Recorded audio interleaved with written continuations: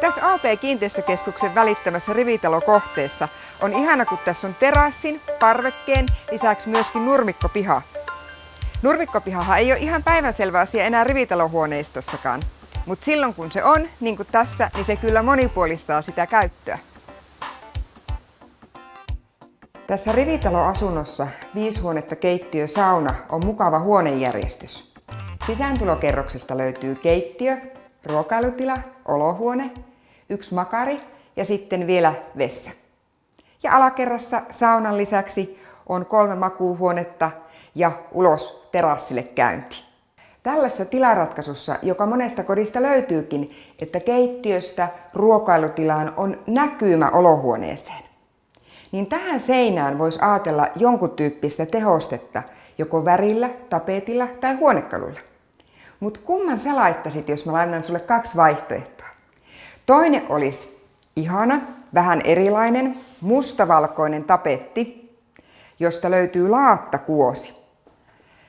Tämän reippaan mustavalkoisen laatoituskuviotapetin lisäksi löytyy hillitympiä laattakuvioisia tapetteja, tai sitten löytyy ihan vaikka kiviseinämäistä mustavalkoista tapettia, tai sitten se voi olla kuva hyllystöstä. Sekin on aika mielenkiintoinen.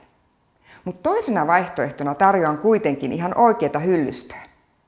Tämä Tapio Anttilan Link-sarja on siitä kiva, että tälleen yhdistettynä ruokailutila olohuoneeseen ja keittiöön, niin siinä yhtä hyvin voi säilyttää koristeesineitä kuin vaikkapa astioita.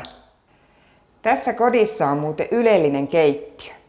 Tasot on massiivipuuta, alakaapeista löytyy tammea ja yläkaapista kiiltävää valkosta.